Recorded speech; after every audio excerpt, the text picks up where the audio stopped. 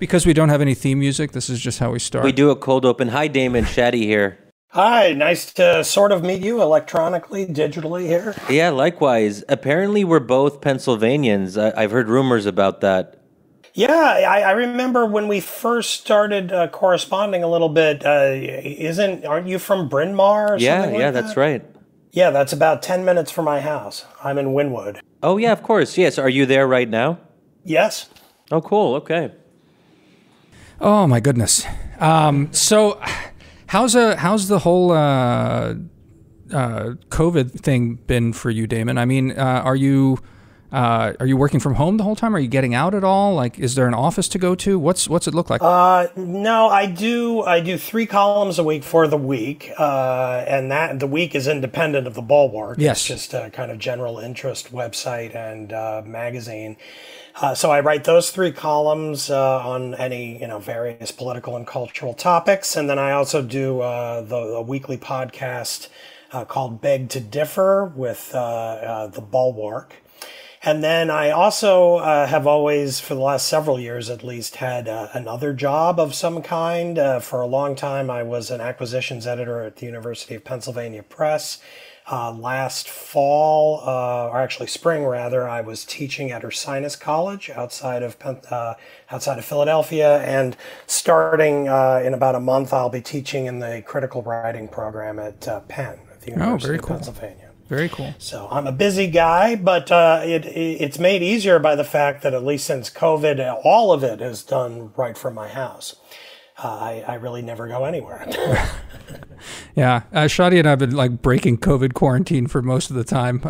Like at least to record the podcast. There's like a couple episodes we got a little scared and then did remote, but like more or less it's been. We were early adopters of being in the same room. Like there was a time when that was really frowned upon. Yeah.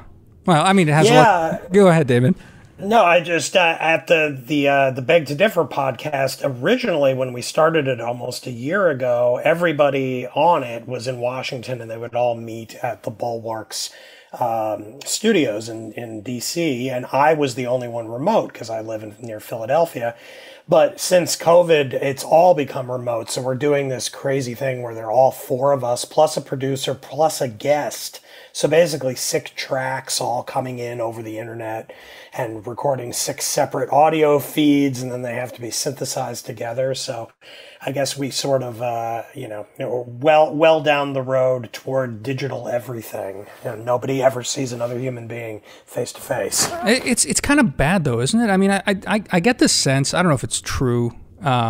Like, for example, like the New York Times insanity. One of my early theories over, the whole Tom Cotton thing had something to do with the fact that it's hard to manage large institutions like virtually, and a lot of the sort of, I don't know, just sort of the stridentness of it all has something to do with the fact that we don't actually interact face to face, that there's something dehumanizing about all of this, and that's like leading to whatever this kind of crazy moment is. I mean, it certainly contributes to it, I think. I mean, I don't know if either of you are on Slack. I have no trouble with Slack at The Week. The Week has a very small staff. We only have about, I think in our main Slack channel, probably about 15 or so people who are on there regularly, and we're all very nice to each other and everyone gets along fine. But I've heard that, a lot of the real nastiness at the Times is taking place in these Slack channels where like 3,000 people are all sort of hanging out, interacting day after day, not seeing each other face to face in the Times building. And as with Twitter, when you're kind of disembodied and just a kind of Cartesian subject floating there in the ether, you sort of feel empowered and invincible, and you feel capable of hurling lightning bolts down from Mount Olympus with no consequences, and then everybody's doing it, and you're triggering each other, and it gets ugly fast in a way that I agree would be much less likely if you are actually meeting kind of in the building cafeteria for lunch. And I've always been impressed that there are people who talk a lot of trash to me on Twitter. But in the pre-COVID times, when we'd sometimes see each other at social gatherings or house parties or whatever, and then they'd be a little bit awkward when they saw me, and they would just like engage in normal, friendly conversation. Like they didn't have the guts to kind of tell me off to my face.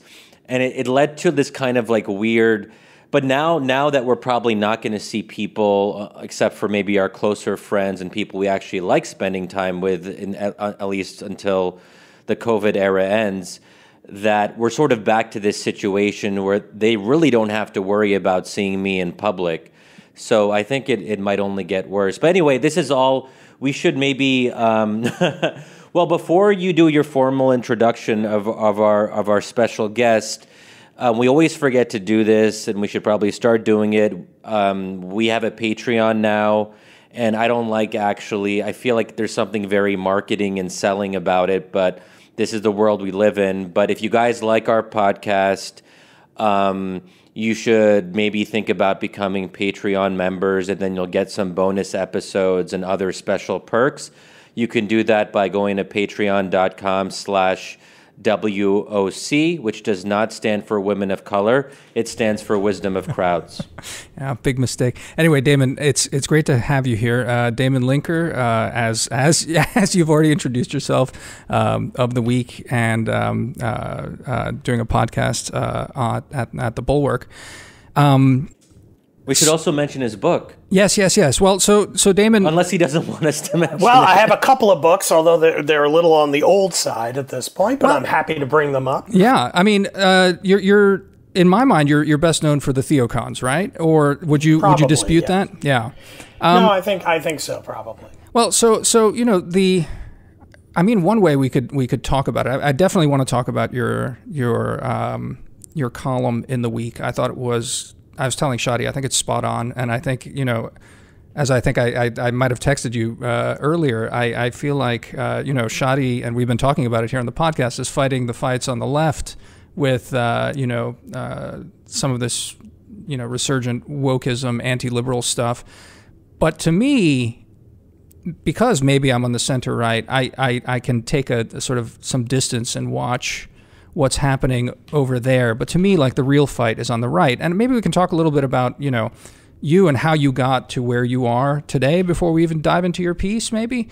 Like, do you see, how do you, I don't know, give it a shot. Just let me know how you feel about today and sort of your political trajectory. Would you say you're generally a man of the center right? Is that fair? These days I describe myself as a centrist, because I'm sort of I don't really fit in many ideological boxes. It sort of depends on what policies we're talking about on one dimension, and then kind of what basic assumptions about human nature and politics we're talking about. On most kind of economic policy, or in the U.S. we could say domestic policy issues, I'm pretty much center left. For instance, I have no real objection to pretty much anything that Barack Obama did when he was president on domestic policy. When we get into social policy, then I tend to become a little bit more center right, in the sense that I think it would be better for liberal democracies if kind of left-leaning parties were a little bit more humble in their victory on social issues, and not kind of try to force more socially conservative members of the polity to kind of bow down toward more secular or more individualistic ideas of morality and things like this. So I would push a lot less stridently on social issues from the center left. And then on foreign policy, as Shadi is aware, definitely, because we've gone round and round a little bit about this, I'm totally off sides. I'm much more of a kind of a little bit of a more hardline realist, who defines America's national interests more narrowly than they tend to be in Washington, at least in the last few decades. So I'm sort of all over the map. Now, I did used to be more on the right back about, 20 years ago, through around 2005, when I quit a job working at First Things magazine and sort of had a break from that in writing The Theocons, my first book. So back then, I was never a really very devout or committed member of the religious right, but I did have a kind of pluralistic sympathy for social conservatives and some sympathy philosophically to where they were coming from. But I became kind of disgusted with some of the interactions between the magazine and its policy stances in the Bush administration with the Iraq War and related things that I didn't support. So that all fell apart, and I then migrated a few clicks left to the center left, kind of where the New Republic was at that time. At least on a lot of issues. And I stayed there until that all fell apart around 2014 when all the old guard sort of either quit or got fired. And now I'm sort of homeless, just kind of marooned here in the center. And Damon, am I imagining this, that you're a convert of some sort from one thing to another? I mean, religiously. Religiously? Yeah, that's also its own, like, I'm very much a pilgrim, I guess you could say. I was raised as a secular Jew. I had a period in my 30s when I converted to Catholicism and tried very much to go along with that and work up faith in it. Sort of as what I would like to be true about the universe, but it sort of didn't take, both intellectually and then with the kind of sexual abuse scandal with priests and bishops, it sort of morally fell apart as well. And so by this point, I'm totally estranged from the church, making me one of the very few people who can actually describe themselves as a Catholic convert and a lapsed Catholic at the same time. I was going to say that, you know, if Judaism doesn't work and Christianity doesn't work, there's always a third option. Right. Yeah, I mean, I'm sort of homeless on every dimension now. So, you know, I'm just kind of off by myself, trying to figure out the world, I guess you could say. So, you know, I mean, one way to think about it, you also, like, what's your relationship with Mark Lilla?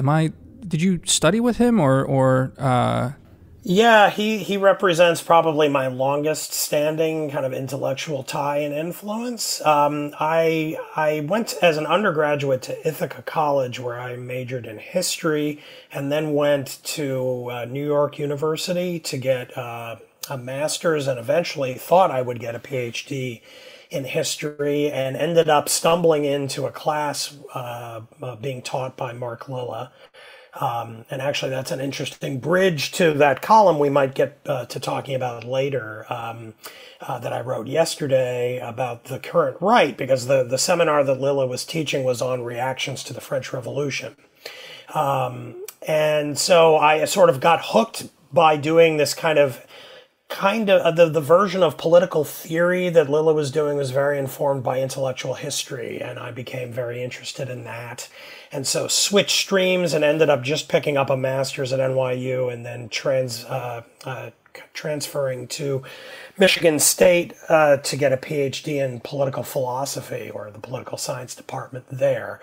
And there I studied with Straussians, a certain kind of Straussian. There are many kinds. But I remained very close to Lilla intellectually and eventually as friends, and we've remained friends ever since. So why don't we dive straight into this column that came out yesterday, and we'll include a link to it in the show notes. What's the title? It's, hold on, I have it right here. Or maybe Damon remembers the title. It's something like when conservatives become revolutionaries, something like that. That's it. And when Damir sent it to me, I wasn't sure what to expect. I read it today, and I was excited because Damir and I, at least on domestic policy, not foreign policy necessarily, we agree on quite a lot. But I don't think we're on the same page in how we reacted to your column. And so I'm excited to talk about this and to kind of tease out the differences. But maybe, do you want to say, like, very quickly what you're trying to express in that piece? Like, what's the elevator pitch? Yeah. Well, it'll be a little longer than it has to be an elevator pitch in a 80-story building.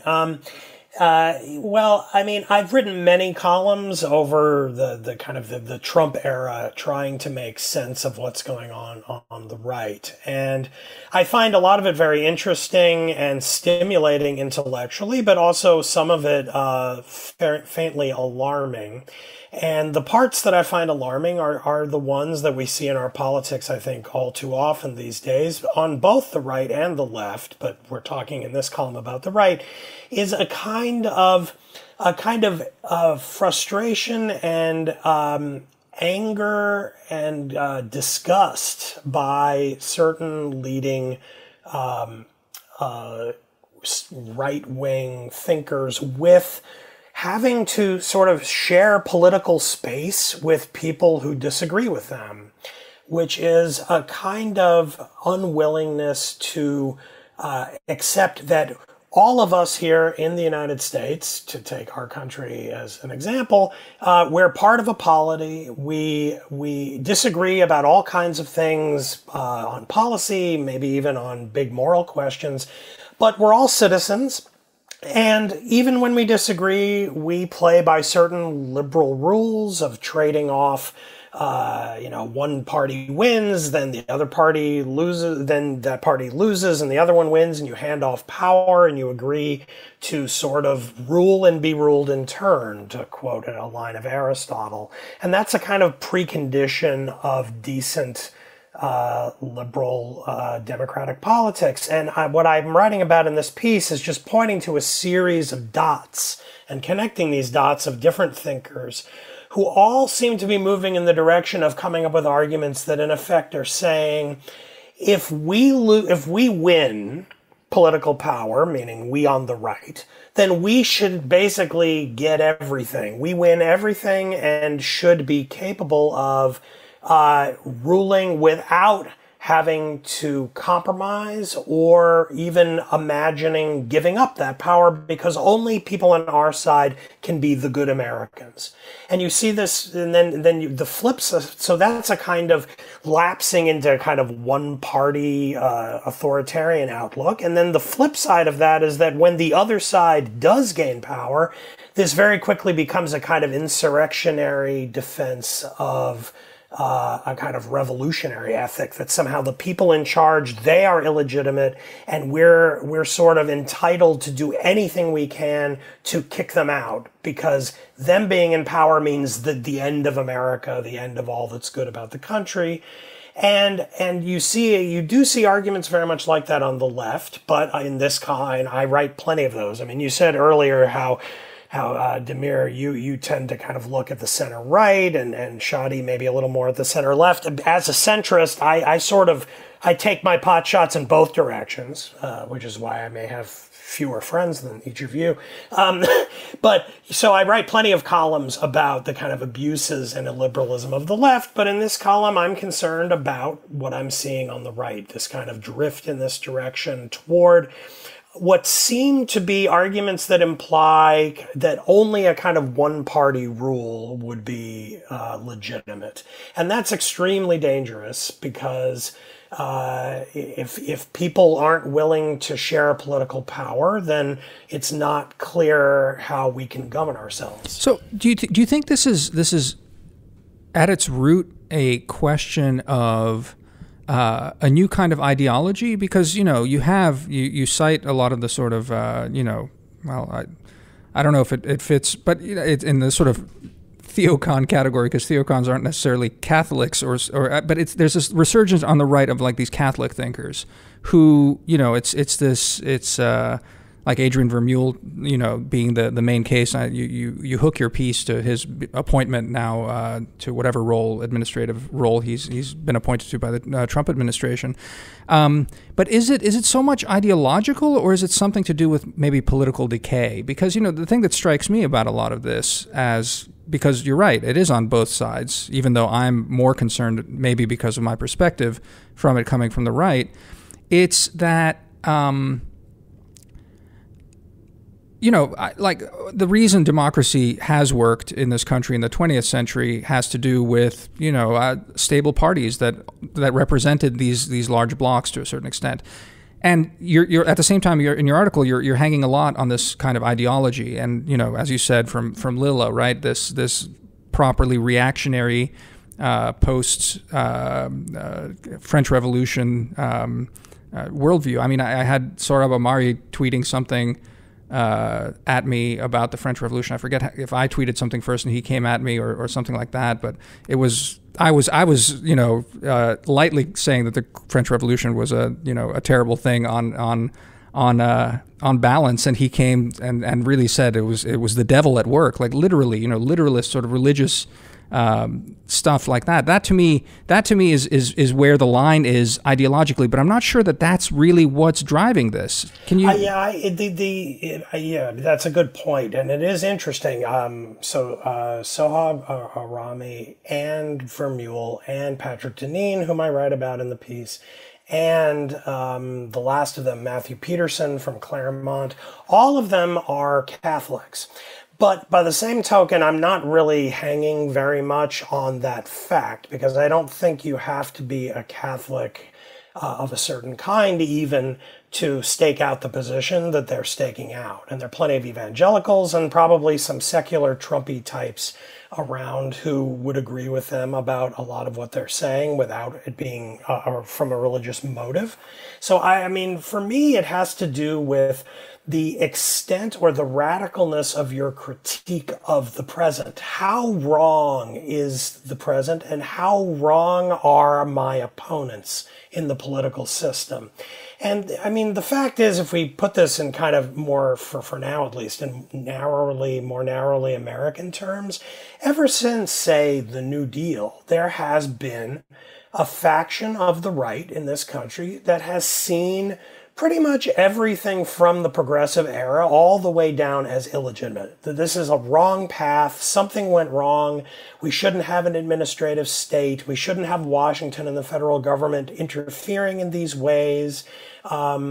This has economic dimensions with regulation and interstate commerce. It has moral dimensions with kind of toppling Roe v. Wade and saying that there are individual rights to privacy and the things that flow from that in subsequent social conservative rulings by the Supreme Court. There are many dimensions to this, but for most of that intervening, say, almost century, since a lot of these arguments have arisen, the people who are most animated by this illegitimacy argument about it have been part of the kind of right-of-center electoral coalition in this country, but have not been ruling members of it. They've been part of a kind of broader Republican coalition where the people in charge of the party were actually a little more moderate, a little more willing to compromise with Democrats, make their peace with the New Deal, make their peace with some social liberalism since the 1960s. And what you're seeing in our moment is a really strong power play by the harder line dissenters to say, no, we've compromised long enough. We're tired of being junior members of this coalition. We want to win. And because Trump was sort of a part of that kind of broader coalition, the paleoconservative, Pat Buchananite faction on the right that was, for its own reasons, for foreign policy and other things, also a dissenting faction within the right.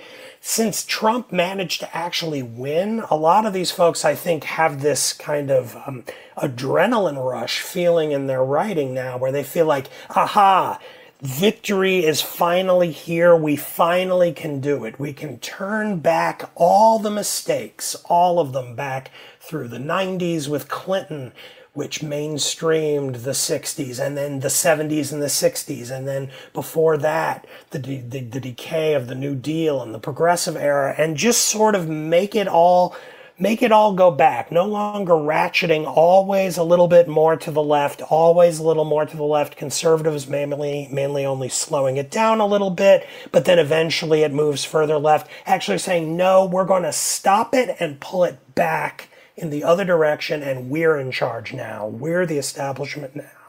We're going to win. And that's sort of what I'm seeing and responding to, I think, in this piece and in others like it.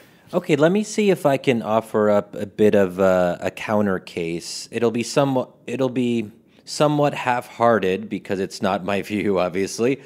But since I do spend a lot of time with right-wing illiberal people of various sorts, I mean, initially I would spend a lot of time with Islamist illiberals in the Middle East, and now I'm trying to spend more time with those in the West. So I'll put on my Sohrab Ahmari and Patrick Deneen hat.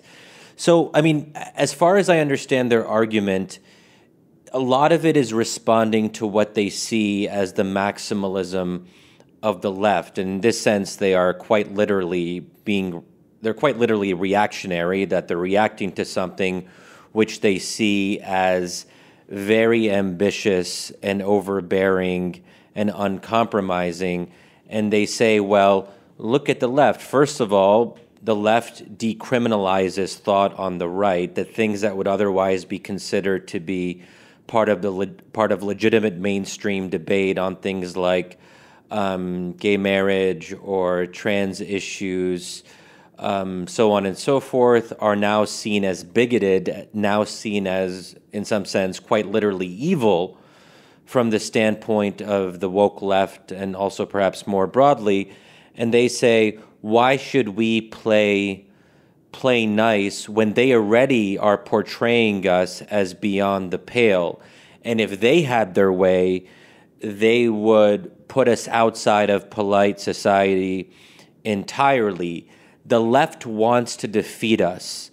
The left wants to marginalize us. And also, the left already has control of cultural mainstream institutions by and large.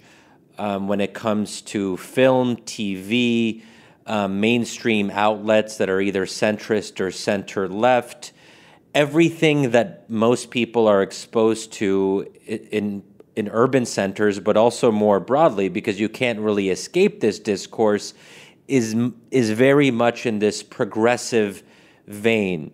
And it's progressive in the sense that it always wants more for itself. It's not content with modest victories. It wants total victory. And the Patrick Deneen argument would be that in an ideal world, you would have classical liberalism. But in the actual world that we live in, classical liberalism inevitably evolves into something more ambitious, and it becomes of the more modern progressive variety that involves itself more in the private sentiments and matters of conscience of individual citizens. So, I mean, coming from that standpoint, so that's one. The other thing is that if the left already has control of cultural institutions and, of course, academia as well, and if they win politically, it means that they control both the politics and the culture of the country. And their religious views are also now the ones that are more mainstream, as more and more Americans become less religious and attend church less and so on. So that would mean politics, culture, and religion are all moving in the more progressive camp.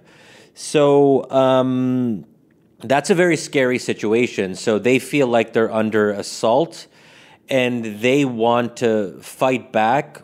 And then the second part of this is we have to make a distinction, I think, between illiberal ideas and undemocratic ideas. From my standpoint, it's perfectly well within what's acceptable to promote aggressively illiberal ideas.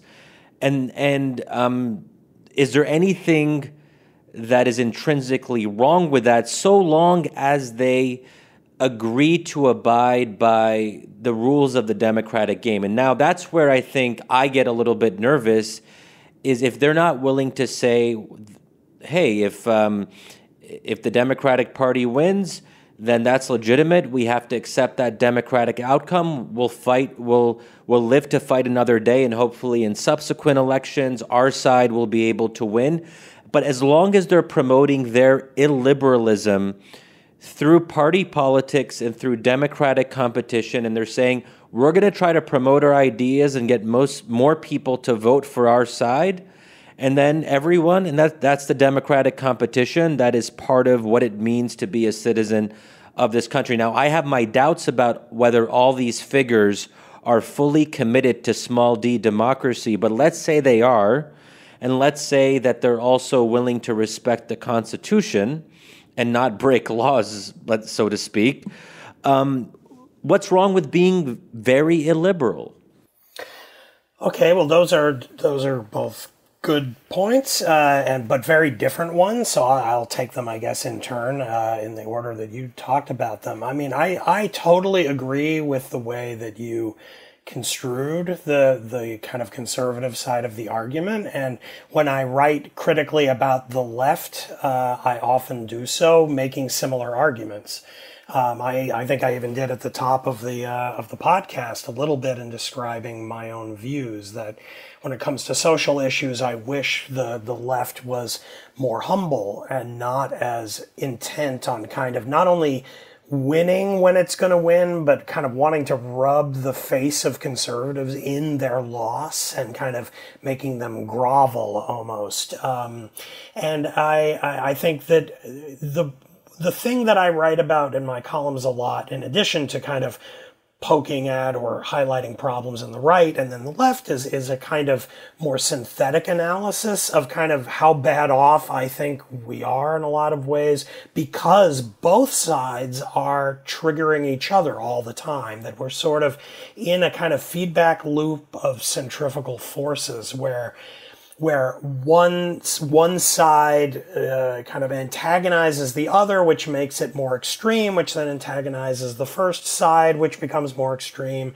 and it's amplified by social media and cable and all of that kind of stuff.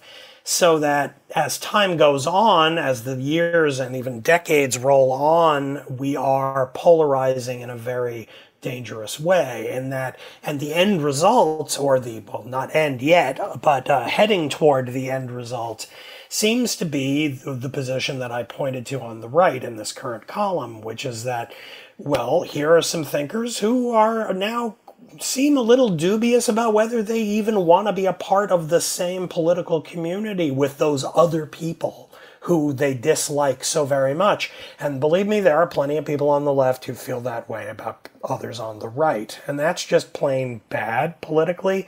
When a country starts going down that path, there are, things do start to come up like, well, are we going to have a civil war? What are we going to be fighting about here? How long till weapons are brandished and so forth? And that makes me very nervous, especially with the protests going on and a very well-armed citizenry. So we can come back to that in a little bit if you want, but my relatively short answer is I concede pretty much all your points and a pox on both sides, on both houses, on both sides, because yeah, the left is doing that to the right, but the right is now also doing that to the left as a kind of one-upsmanship, and it just goes back and forth, and it's not civically very responsible. For the other issue, I guess, I've seen Shadi, in your writing, you do often kind of come out as kind of indifferent about liberalism and very much a booster of democracy. I think that's itself a big topic, because I think some of what you mean when you say democracy are things that I would describe as liberal. And so this is sort of about definitions to some extent. But then the added complication is that the American political system sort of has, you can call it liberal or you can call it Republican, small r Republican, but either way, we're not a pure democracy really at all. We have lots of democratic elements in our government, but they all are kind of intertwined with other ones and with kind of cockamamie rules that are designed often to give kind of counter-majoritarian outcomes. So if democracy means majority rule, the problem is that it's not so simple as going up to Adrian Vermeule and saying, hey, Vermeule, do you really believe that if the Democrats win 50% plus one, that they should win? And, I don't know what he would say. He'd probably wink and tell a joke and leave you wondering, because that's sort of his persona. But I think the problem is that we have the Electoral College, and then we have the Senate, and we have these House districts that are often kind of obscenely gerrymandered.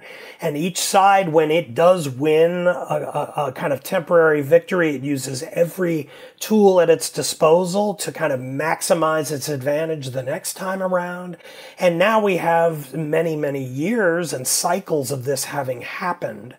And so that's a kind of institutional analog to the same polarization I was talking about before, where, it's hard to even say, like in an American context, what would it mean to be democratic but not liberal? Well, we don't have a straight democratic election. We have this cockamamie system where Hillary Clinton can win 3 million more votes than Trump and yet lose. And maybe this time Trump could he could lose by 4 million and still win. And so then what was the democratic outcome of that election? I don't really see how you can even answer that question. But how about respecting democratic outcomes as the process is currently designed? So the electoral college is what we have. So we have a Senate, not ideal, but the only way to change those things is, again, through the democratic process. So for now, we have to live with this.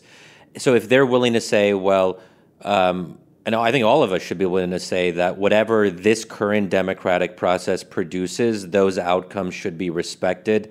And if I would say, all right, yeah, let me just interject there, because on that, I do think that we're maybe not as bad off as some of what I'm saying might lead people to conclude, because the number of people in our politics who would say, if you interviewed Democrats, how many of you Democrats say that if Donald Trump wins the Electoral College in November, but loses the popular vote again by a large amount, would you not accept that outcome? Very, very few Democrats would be willing to go that far. And I do think that on the right, there are very few who would go that far either.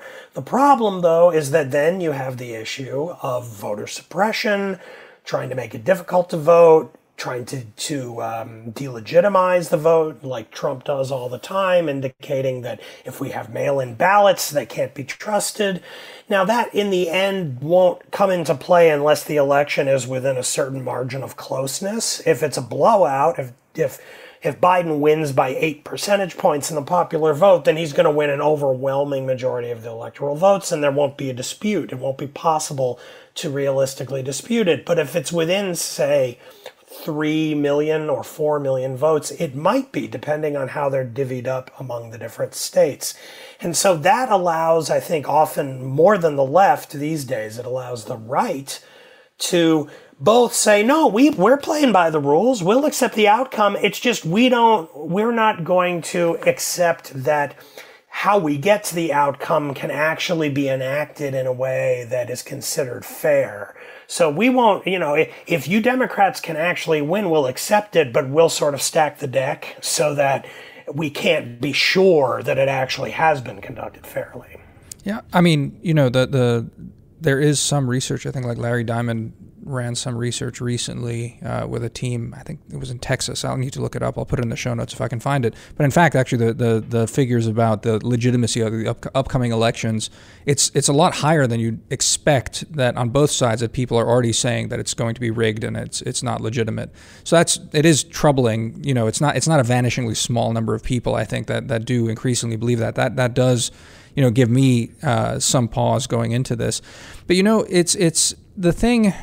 I think actually just hearing you talk now, Damon, there's not that much disagreement here. But how do I put it? It's like the thing that strikes me about your piece, the only way that I would maybe reframe it a little bit is that, and maybe it's something that Shadi and I also talk about here frequently, it's the role of ideas in these sorts of outcomes. And you said earlier that, right, it's about who's in control of the party ultimately, and how are these voices now, getting more and more of a leg up. It's on my list of sort of where to get smarter is to read more about 19th century American politics. But Chuck Lane at the Washington Post, as several times I've talked to him, sort of just keeps coming back to that. It's just like how zero sum and how brutal American politics were, leading up to the Civil War. Now, obviously, slavery was a big issue, but even through Reconstruction and the rest of it. And then, I do think that a lot of people look at 20th century America and say, well, we've progressed and our democracy has matured in a lot of ways. We had more stable parties and things somehow cohered because there's something inherently coherent about the American system that allowed it to cohere and flourish in the Cold War. I'm just starting to wonder whether that's true. And that's something like Chuck Lane also sort of, wondered about to me when we talk about this sort of stuff is whether in fact there's something about the 20th century, in particular the Cold War, that made it cohere a little better. That once the strictures came off, we're in a different ballgame now. That polarization. I mean, it's a very different country than it was in the 19th century. It's a more diverse country. It's a country where a lot of the sort of call it, WASP guardrails for getting into the elites have come off, and there's more mobility for the good, but also it's a less stable country. And then the Cold War ends, and you don't have this kind of unifying principle that really did undergird one of the most prosperous and most incredible parts of sort of the American experience. I wrote an essay a while ago that sort of went and used Pat Buchanan's culture war speech at the 92, that's right, 92 convention. That's worth reading again to see, because he calls it at that point. He said, we defeated the great enemy beyond our shores, the wisdom of Reagan and all the rest of it. But now it's time to look at the enemy within our shores. And he's very clear about that. So polarization, one can talk about it, the parties are getting weaker, but I wonder if there's something inherent in society, because I think you're right. The ideas themselves, this kind of fringe Catholicism that some of these intellectuals are banding about, I don't think that has traction. I think it's fundamentally, even as you said earlier, there's something about Americanism, if you don't want to use the L word, liberal, but like liberalism and Americanism are weirdly intertwined. It's part of sort of the DNA of America. But I do wonder if it's the fact that this country was never really as coherent as we like to think, because we look at the 20th century, and now as sort of those binding elements bleed out, we're left with the kind of country that just doesn't cohere as well, which then allows these kind of fringe ideas that don't have any political relevance in a democratic context. No one's going to elect Vermeule on his platform of whatever the hell it is. Common good constitutionalism. Yeah, no one. That's not a winner. But the emotions and that kind of intolerant, and I think it has a lot to, like Joseph de Maistre, is that how you say it? De Maistre? Yeah, de Maistre. The whole sort of the world is ending, has ended, our backs up are up against the wall, and anti-democratic, which, as you correctly say, leads to Carl Schmitt, leads to the Nazis, and one way of reading that. Whether that's now, getting more oxygen, largely because there's something broader and social that never really cohered that well, and now we're sort of experiencing we're paying the piper in some weird way about it. What's that? Well, I agree with much of that. I mean, I certainly, both at the level of politics and its various coalitions and fissures and cleavages, and then also at the level kind of journalism, of what's been going on in journalism over the last decade or so, that I do think that we'll call it the post-war period, from roughly the end of World War II through the 80s and then into the 90s, were perhaps a kind of unusual kind of phase in American history that should not be the benchmark, that we got used to it. And it was, there are all kinds of positive things we might come up with to talk about how it was. There was consensus, very little dissension between the parties. There was a kind of broad agreement among citizens about what we should be doing in the world and how we should order the country.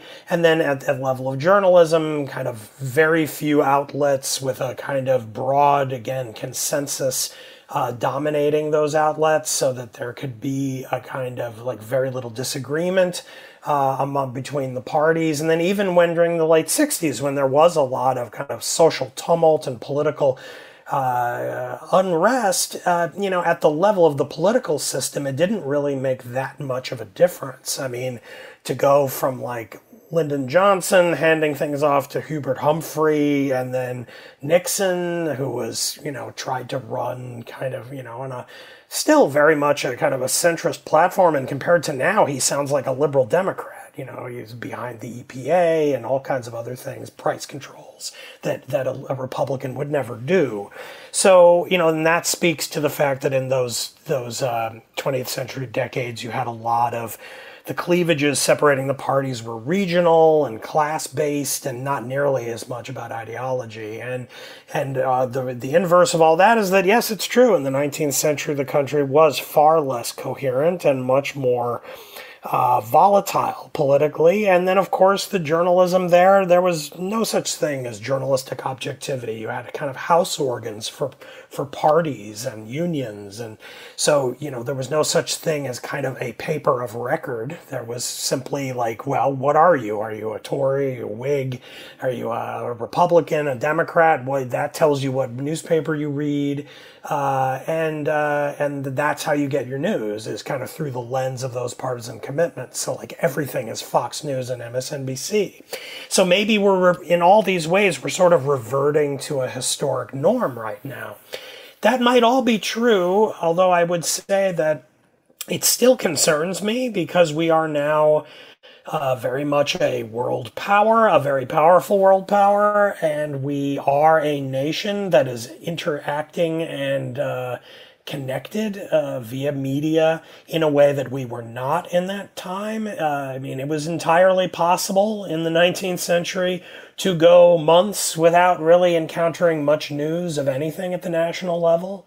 The government also couldn't do all that much compared to now. It didn't interfere with or have tentacles into so much of our lives in the way that it does now. So we're sort of bound together in a way much more tightly than we ever were at the time, when we were more kind of disattached at the level of the society in the 19th century. And so you combine a reversion to that kind of polarization and kind of tumultuous political culture with the country that we are now at the level of our connectedness and power and powerful federal government, and that's not a good mix. I think it's I don't know, it worries me a lot, and I do agree with you that some of what we're seeing with people like Deneen and Vermeulen and others on the right who are kind of buying into these kind of further right European style political arguments are perhaps partly a function of the fact that people are looking for kind of a bigger, harder, blunter instrument, a kind of more of a sledgehammer to do battle against their opponents than something a little subtler that might have worked in the middle of the 20th century.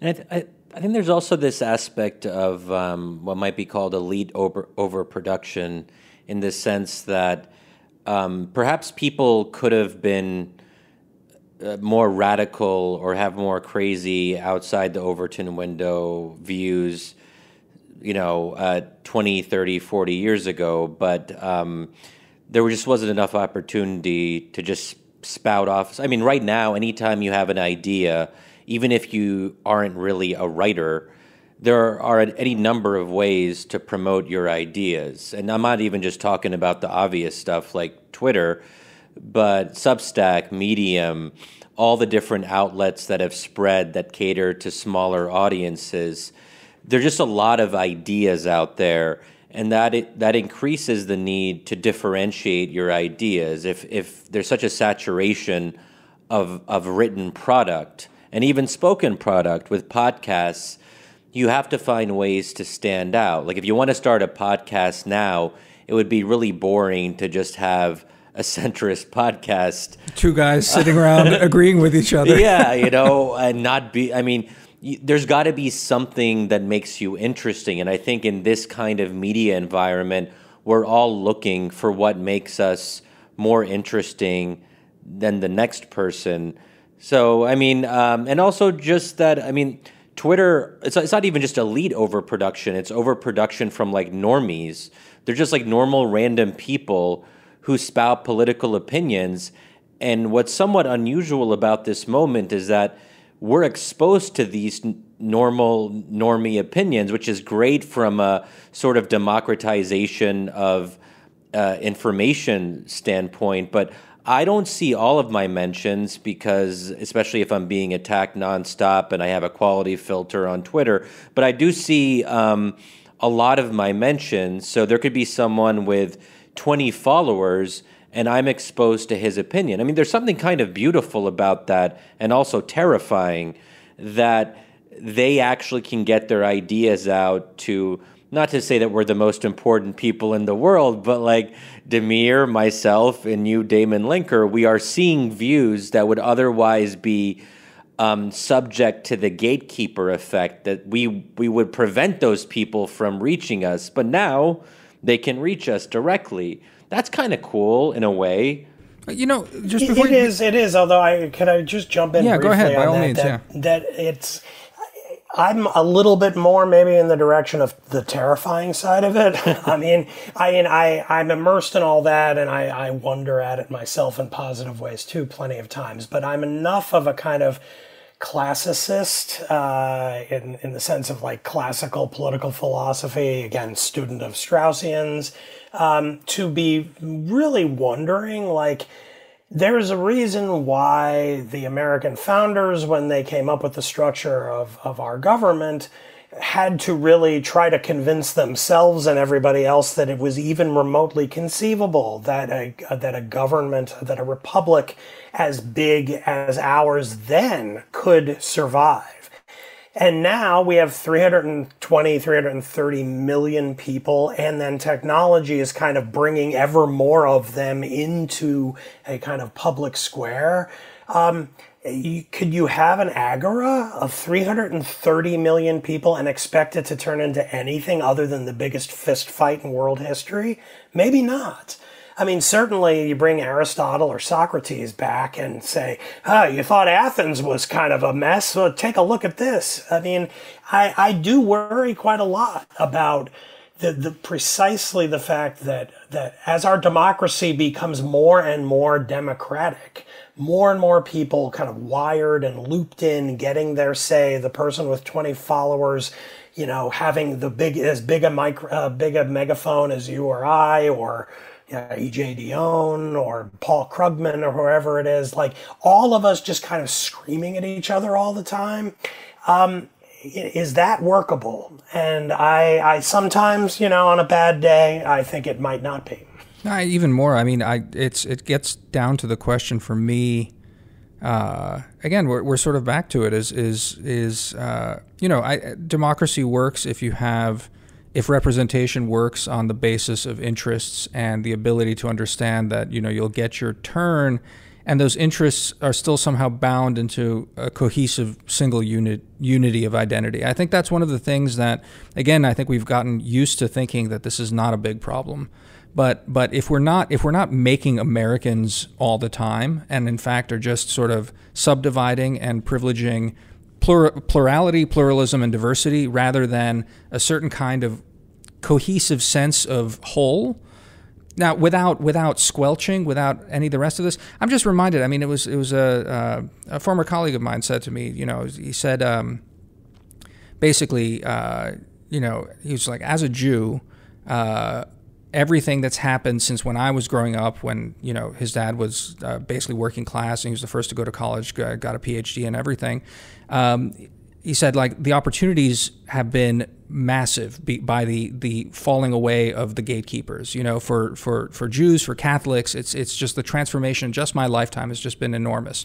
But he said, you know, there's cost to that at the same time, and these costs, I think we're starting to feel it in that cohesiveness, and it's one of those things that, I mean, even today, this decision by the Washington Post to you know, create the capital W white category. You know, it's late, and I know you got to run soon, Damon, but it's just one of those things that really strikes me. It's a blow against a certain kind of cohesiveness to the project that worries me about all this, and that's why I think your article, despite all the sort of framing, you know, differences, agreements that we have, it's to me, that's what's so terrifying about it. Well, since we are running out of time, there is one thing I wanted to bring up with Damon, if I may. So one thing that you talk about in the piece, but also I've seen you talk about in other places, is that this idea that, okay, conservatism, it's about conserving. But as you rightly point out, if you want to conserve things now, you're conserving a status quo which is already quite liberal and progressive. So what does it mean? You bring up a really challenging question. I'm not sure what the answer is. If someone wants to be a reasonable conservative in the sense of conserving what is great about the country, and those things are no longer there because we've changed so much and progressives have gained so much ground on social issues, and there's the obvious examples where gay marriage now is not a consensus issue. There's still people who don't agree, but they kind of have accepted their defeat, and they realize that this is the new approach that the majority of Americans have.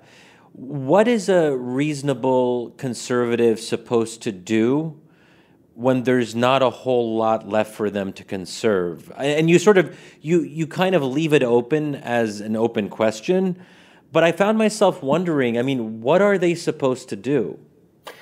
Well, if it's about these social issues that ultimately, I think both historically and sociologically, you'd have to say they are ultimately rooted in religious convictions, then I mean, let me bracket that and say, you know, I know the arguments of people like, you say, Robbie George at Princeton, that, like, you know, you can defend, you know, traditional marriage purely on the basis of reason. I actually am skeptical of that, but let's bracket that and say, yeah, maybe. Okay. If that's true, then all they need to do is do politics and try to persuade people that they're right. And if it doesn't work, what are you going to do? I mean, that's like saying if you lose a political battle, you should be allowed to kind of throw a temper tantrum about the fact that you didn't persuade enough people to win. And in politics, I don't really see that as a viable strategy if you're going to stay within the kind of liberal democratic sphere, because you have nothing to do but keep trying to fight and then try to win. And if you don't, keep trying or give up. But I'll kind of along those same lines. If it's something else, if you concede with me that in most cases people are, say, anti-gay marriage or even on abortion, if you're like absolutely pro-life from conception on, your conviction probably comes from a religious source. If that's the case, then my view is you can try to persuade people in the public square like any other thing, like just as if you're against Social Security. You think it was a terrible thing to do. It pulls down the economy. It keeps us from being vibrant. It makes people lazy when they're old. I don't know what the arguments would be, but you could imagine, you know, working for something like the Cato Institute and trying to push the argument in 2020 that we should get rid of Social Security. I think you'd get nowhere, but you can try. Similarly, with those other social issues, you can try to do that. Or I think the more reasonable thing to do would be to become a missionary and try to make more people to be devout Christians and Jews and Muslims. And if more Americans became that, they would become more conservative on those issues. Those are the options, I guess. What What bothers me about kind of the Deneen, Vermeule, Matthew Peterson approach that I talk about in my column is that it sort of doesn't do that work. It sort of instead wants to engage in what Hegel would call an indeterminate negation, which means just kind of smash the whole thing. So like Deneen's arguments are very powerful precisely because he wants to say the problem is everything. It isn't just the 60s. It isn't just Democrats. It isn't just liberals. It isn't even like some of the Claremont folks say. It isn't even just the progressives. And then he doesn't even think it's, whatever, a certain strand of the founders. It's all of liberal modernity. It's Hobbes, Locke, before them Machiavelli. It's the whole thing has been off on the wrong track. And if you go back to the very beginning, you can see that teleologically it would end up exactly with transgender rights. And therefore there is no political back and forth and compromise and trying to win the argument next week if you fail to persuade people this week. It's the whole thing somehow has to go. And that strikes me as a kind of extra political claim that brings us far outside the bounds of kind of normal politics, which is what I'm pointing to in the column with like talk of civil war, talk of revolution, talk of overthrowing the whole system and replacing it with something else. Well, part of the problem, it seems to me then, is that too many Americans and too many people more generally in Western democracies find liberal modernity to be compelling. It's ultimately the fact that there are not enough people who agree with Deneen, and there are too many, and apparently a growing number of people who find this, for all of its faults, to be pretty good compared to the alternatives. So at some level, even if they try to persuade more people and to be missionaries and all of that, they would probably fail. And I think that some of their frustration is born out of perhaps a conscious or subconscious realization that liberalism, and as a critic of liberalism who still considers himself liberal, such as myself, for all the criticisms I make, I come back to this sort of final answer that it might be pretty bad, but it's also kind of pretty good. Well, I certainly believe that, but I mean, I would slightly reframe what you were saying. I agree with you that, but I would put the emphasis on the other side. I think 20 to 30 years ago, say like in the 90s, there was an overwhelming consensus that this is indeed pretty good. And then a relatively small kind of Pat Buchanan faction that dissented from that. And what's different about our time, especially in the last 5 or so years with the whole populist turn, is that there are now more people who are willing to say, you know what, this isn't very good. I actually don't like this very much. This is going in a direction that I would like to change in a very fundamental way. And so even if they don't have enough to win, if they have, say, 30%, that's 30% of the country that is pretty hard critics of the rest of us. And that's not a recipe for a very smooth political system. Damon, I know you have to run, but this was really a treat. Really great talking to you. Like Shadi said, we'll definitely put a link to your column there. I really think it's certainly the best thing I've read this week, and it just resonated with me in a lot of ways. I think we've got a really bumpy 5 months ahead, and then I think a really, in the Chinese curse sense of the word, interesting few years ahead of us after that. Yeah, so have me on again maybe in a few months, and we'll kind of revisit some of this. Unpack it again. Thanks so much, Damon. Yes. Thanks, Damon. Bye-bye. Thank you.